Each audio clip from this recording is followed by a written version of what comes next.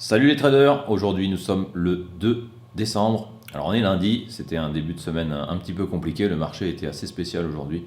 Pas mal de nos biais fondamentaux ont été un petit peu perturbés, mais ça ne nous a pas empêché quand même de sortir notre épingle du jeu, notamment sur Elementary Forex, puisque nous avons eu un trade perdant que je vais décortiquer ici. Donc un trade perdant, ça faisait longtemps que j'avais pas eu de trade perdant. Et ici, il a, vous voyez, comme on peut le voir ici, on a pris la position à la vente à ce niveau-là. Donc tout était bien baissier, même notre indicateur sur le monde des retail qui nous permet de savoir comment ils sont positionnés, etc. Eh bien, le cours s'est retourné et nous avons eu une première perte donc de 0,12%. Donc pas de deuxième unité ou de troisième unité ouverte ici, nous n'avons pas eu de possibilité, d'opportunité de le faire. Par contre, vous voyez, ça a été quand même un petit trade perdant. On avait pris l'ouverture à 0,10% seulement, donc un objectif de 0,10, puisque quand même il fallait se méfier de ce type de comportement de marché qu'il y avait aujourd'hui. Donc ensuite, on a eu pas très longtemps après, vous voyez, de 11h15, où c'était la clôture du trade, à 12h, nous avons eu un deuxième trade, donc deuxième campagne de trade. Là, on est parti à la baisse. Et pareil, sur une seule unité, on a pris les plus 0,10%. Donc vous voyez une perte globale ici de 0,02% sur les deux campagnes. Rien d'autre pour cette journée au niveau d'Elementary Forex. On va voir maintenant ce qui s'est passé sur les futurs. Là, ça a été quand même un petit peu mieux. Donc rien sur le SP500. Malheureusement, il n'y a pas eu de trade. Il y avait une belle opportunité ici, mais pas de signaux. Sur l'or, on a eu un trade à la hausse, vous voyez, avec l'apparition de pas mal de volume, pas mal d'activité sur ce chandelier précisément, et la belle montée des volumes qui a fait qu'on a eu une belle opportunité à la hausse. On a pris les 1,1 points sur l'or, ce qui correspond à 11 ticks, et on a fait 10 ticks de take profit. Donc ici, nous sommes rentrés seulement à un contrat, donc une plus-value de 100 $ sur cette position. Et le pétrole, qui comme à son habitude nous a fait le plus d'opportunités dans cette journée. Une première position à la hausse ici, avec 10 ticks de take profit net juste avant la baisse, vous voyez. Donc on a pu sortir un bon petit profit en scalp sur cette position, avec les volumes qui étaient bien évidemment haussiers, et notre biais fondamental aussi également. Ici une deuxième position, vous voyez, avec cette divergence là. Pareil au niveau des volumes, on était toujours à la hausse, donc c'est pour ça qu'on est rentré à un contrat. Même chose, plus 100 $ sur cette position, plus 100 ici. Et enfin, un premier trade et le seul trade à la baisse de la journée sur le pétrole qu'on a eu à 15h35, donc 5 minutes après l'ouverture de Wall Street, avec une belle divergence ici. Et même si nous étions avec des volumes haussiers, et bien ici nous sommes rentrés pareil à un contrat et nous avons pris assez rapidement, vous voyez, sur un chandelier de 5 minutes, on a pris notre profit en scalp, pareil, 10 ticks. Donc ça fait une plus-value sur le pétrole de 300 $, puisque toutes les positions ici étaient tradées à seulement un contrat. Donc 100 $ sur l'or, 300 $ sur le pétrole. Voyons maintenant au niveau de la stratégie en ultra scalping, donc sur le broker particulier. Ici, nous avons eu une première position, alors l'heure était à 13h, donc on a eu une première position à l'achat et qui s'est soldée par une perte, donc un trade perdant, moins un pip. Ça correspond à 100 $ ici, puisque 1 pip égale 100 $. Le cours était d'abord parti contre nous d'un petit peu plus que ça, mais ça a titillé notre stop loss, mais ça ne l'a pas touché, donc on est resté dans le trade, puis c'est revenu. Évidemment, on aurait dû rester, si on avait une boule de cristal, si on savait ce qui pouvait se passer après, on aurait dû rester à la hausse, puisque vous voyez, notre position haussière ici était vraiment très belle, puisque après être sorti ici, bien le cours s'est juste un tout petit peu retourné, puis il est vraiment parti à la hausse. Mais bon, ça c'est le jeu, notre signal était ici, notre signal de sortie était là, il fallait couper. On a eu une autre position ensuite, malgré la tendance haussière, vous voyez un trade de scalp, pareil, là c'était tout juste, notre take profit a été pris vraiment exactement comme il fallait. On est rentré à la baisse, 1,3 pips de profit, donc ça a rattrapé le trade de perte. 130 $ sur cette position. Puis ici, même chose, alors là on a eu un peu plus de volatilité dans le sens baissier. C'était un beau trade de retournement avec 3,7 pips de profit, donc là ça correspond, vous voyez, à un gain un peu plus conséquent, quand même 370 $ sur cette position, plus les 130 précédents, ça commence à faire un beau petit pactole, mais c'est pas fini. On en a eu une dernière, ici, même chose à la baisse. Donc vous voyez quasiment au plus haut du mouvement de la journée, puisqu'après, vous voyez, ça s'est bien redressé encore, enfin ça s'est bien redescendu.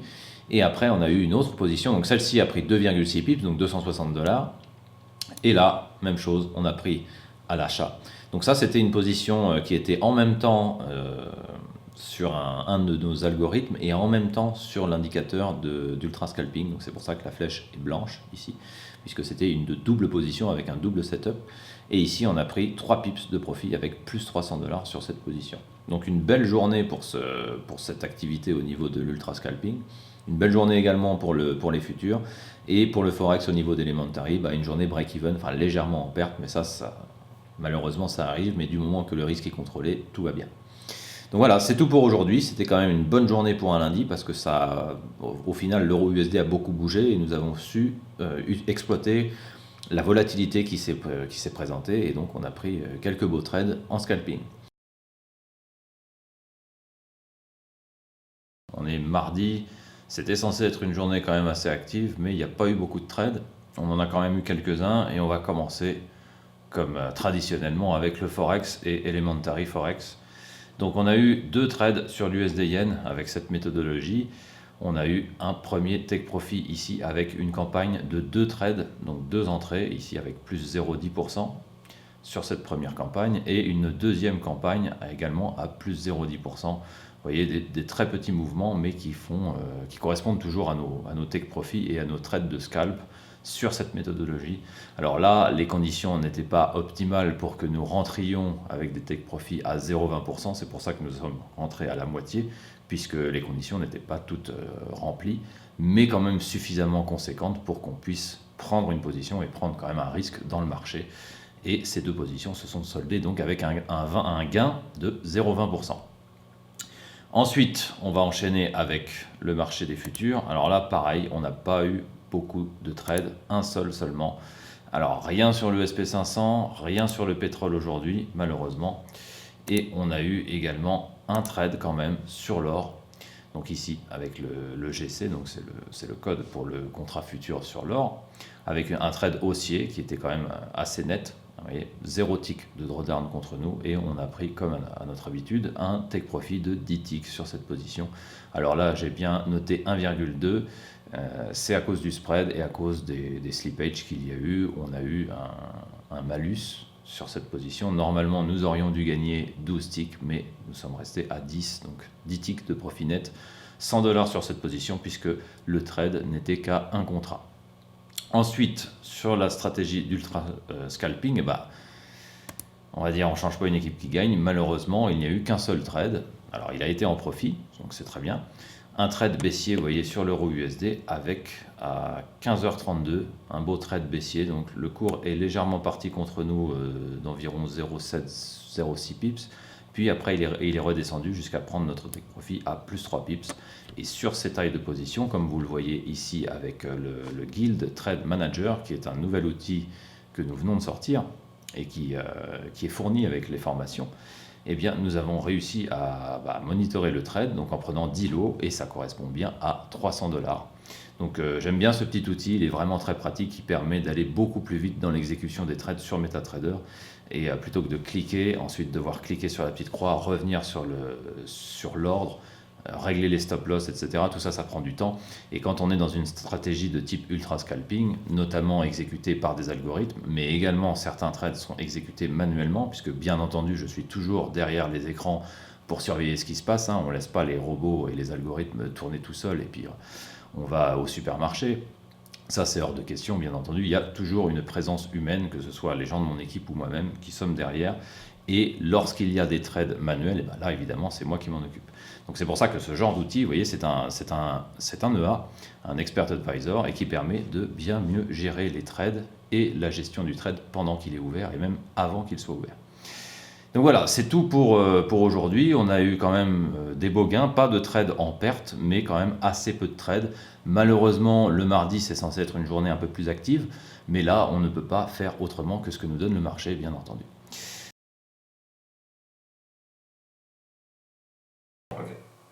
Bien, voyons maintenant la journée du mercredi 4 décembre 2019. On va faire un petit peu différemment de d'habitude, on va voir toute la stratégie d'ultra scalping en premier sur l'euro USD. Donc ici, pour la journée du 4, on a eu un trade à la hausse, vous voyez, qui s'est fini par une perte de 3 pips. Donc c'est toujours des pertes qui sont quand même assez petites, puisque c'est quand même vraiment scalping intensif.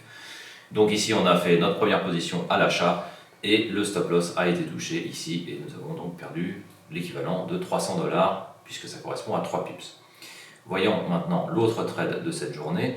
Ici, on a eu un trade à nouveau à l'achat avec un gain de 150 $, donc 1,5 pips. Vous voyez, on voit que le cours est fortement monté bien après notre take profit, mais ici, il fallait clôturer la position selon l'algorithme.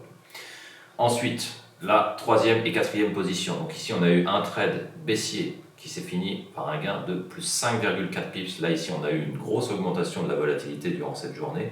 Et là, il faut toujours faire attention, parce qu'évidemment, ça va plus vite. Et ici, l'avantage d'avoir des algorithmes, c'est que soit ça les prend automatiquement, soit ça vous prévient avant de devoir prendre une position manuellement. Donc ici, on a pris à la baisse et on a fait un gain de 5,4 qui correspond à 540 $. Puis, à nouveau, une autre opportunité, donc le quatrième trade de la journée, à la baisse. Mais là, cette fois-ci, le cours est allé dans notre sens, mais pas suffisamment pour toucher le take profit. Alors vous voyez, c'est là aussi l'importance de ne pas toucher à la stratégie, puisqu'on aurait pu clôturer le trade ici ou se mettre à break-even, mais ce n'était pas dans les conditions de l'algorithme. Donc le trade s'est malheureusement retourné et on a eu une perte de 2,7 pips sur cette position avec moins de 170 $ sur celle-ci. Et enfin, le dernier trade de cette journée, vous voyez, après un très très grand chandelier haussier, là on a eu un très beau signal. Pas de drawdown sur cette position, mais alors par contre un très très beau mouvement de 7,5 pips, donc qui correspond à 750 $ sur cette position. Donc avec les gains et les pertes, on a je crois un profit de 300 $ sur cette journée quand même, ou 330 $ je crois. Et on a quand même réussi à finir en profit grâce à cette position, parce que sinon on aurait été avec une journée perdante sur cette stratégie. Voyons maintenant ce qui s'est passé sur les futurs. Donc là c'est pareil, on va regarder chaque instrument séparément. On va regarder d'abord ce qui s'est passé sur la journée du 5. Donc on va rester sur la stratégie ultra scalping et maintenant on va regarder ce qui s'est passé le 5 décembre. Donc c'était jeudi. On a eu un trade à la hausse qui s'est fini par une perte d'1,2 pips, vous voyez, moins 120 $ ici. Donc on est bien le 5 décembre, vous voyez, on voit ici la date. Ensuite, on a eu un autre trade haussier qui lui a fini par un profit à 1,5 pips, donc on a rattrapé la perte et un petit gain de 30 $, donc pour un gain total de 150 $. Et ici, un trade baissier qui s'est quand même clôturé assez rapidement, puisque chaque chandelier correspond à 1 minute, nous sommes en time frame M1, et ici un gain de 200 $ avec 2 pips de profit net. Et bien entendu, la journée du 6 décembre, c'était le jour du NFP, donc du Non-Farm Payroll, l'annonce du taux de chômage aux États-Unis. Donc c'est une grosse journée très attendue par énormément d'investisseurs et d'institutionnels. Et ici, pour la stratégie d'ultra scalping, nous avons décidé donc de couper nos algorithmes et nous n'avons pas pris de position pour le 6 décembre. Maintenant, on va voir les futurs. Donc, avec en premier lieu l'ES, donc le SP500, on a eu une journée sur le SP500 qui était quand même pas trop mal, avec 2,75 points qui correspond à 137,5 $. Là, vous voyez, ici on a eu un trade. Alors, on était à contre-tendance, comme ça arrive quand même assez souvent en ce moment, et on a pris un trade rapide, donc de scalping, avec 2,75 points qui correspond à 11 ticks net de take profit, avec plus 137,5 $. Ça, c'était pour le 4 décembre, donc le mercredi.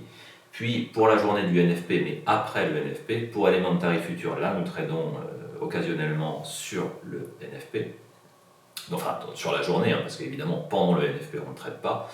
Et ici on a eu, vous voyez, des gros volumes baissiers quand le cours est fortement monté, puisque les chiffres étaient extrêmement bons pour le dollar et donc pour l'économie américaine, et les indices sont montés complètement.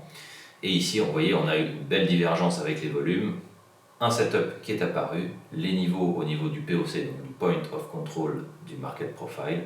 On a eu un setup quasiment parfait ici avec, pareil, un scalp de 2,75 points pour la même somme, 137,5 $ net de profit sur cette journée.